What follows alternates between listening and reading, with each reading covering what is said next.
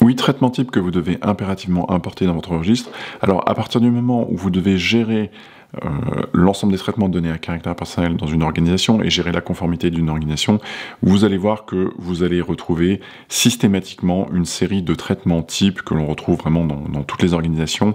Et je voulais faire un point avec vous pour vous assurer que vous puissiez importer ces traitements et que vous n'en oubliez pas, parce que c'est vraiment, voilà, ça fait partie des traitements standards.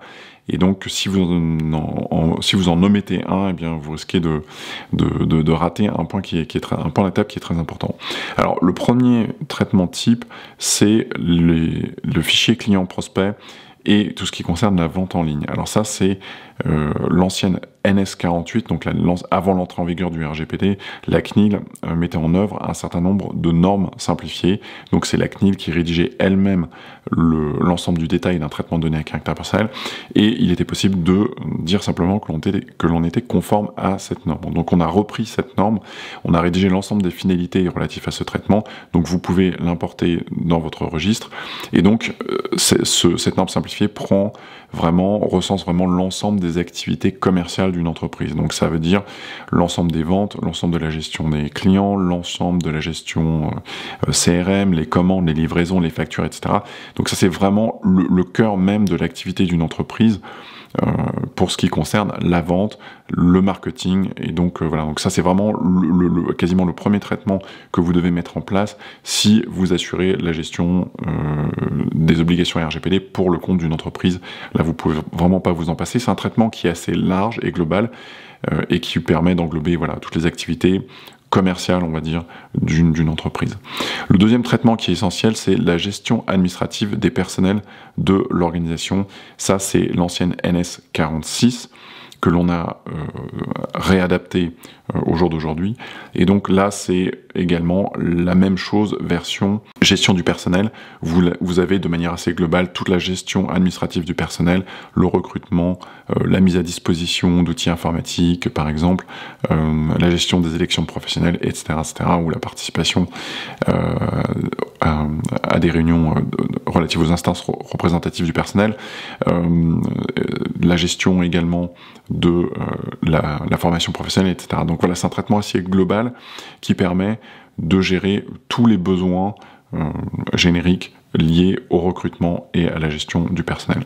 Donc ça, c'est vraiment un point un traitement qui est très important. Alors, le traitement suivant qui est essentiel à ajouter, c'est Legiscope.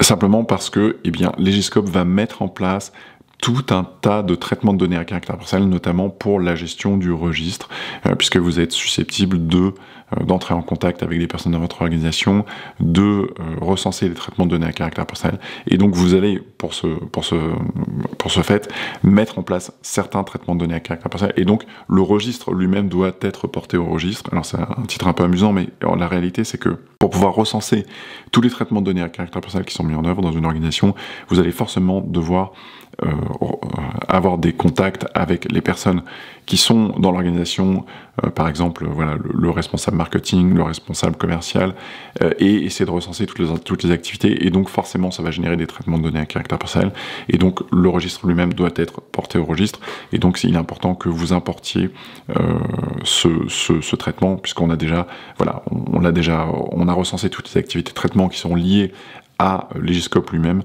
à cet outil logiciel, et donc voilà, ce que vous devez faire, c'est simplement l'importer et ajouter votre organisation en tant que responsable du traitement, et voilà, ce sera suffisant, mais il faut le faire, c'est important de ne pas oublier. Le traitement suivant est relatif à la gestion du contentieux. Alors ce traitement est également essentiel, puisque toutes les activités qui vont être mises en œuvre dans une entreprise, dans une organisation de manière générale, est susceptible de générer du contentieux, et il est important que ce contentieux puisse être porté au registre, de sorte que voilà, toutes les activités qui sont liées au contentieux, comme la gestion du contentieux commercial, civil, administratif ou pénal d'une organisation, puissent être ajouté dans le registre, et il faut faire attention à ne pas oublier ce point-là qui est également un traitement essentiel.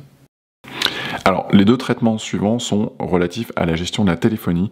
Donc, on a à la fois la gestion de la téléphonie sur le lieu de travail, donc ce qui comporte en fait l'autocommutateur téléphonique, donc tout ce qui est gestion des matériels téléphoniques, que ce soit du matériel physique ou portable, un téléphone portable, ainsi que voilà, la gestion de l'annuaire interne, la gestion de la messagerie interne, le cas échéant, le remboursement de services de téléphonie utilisés par les employés à titre privé, etc. etc. Donc ça, c'est un point qui est essentiel.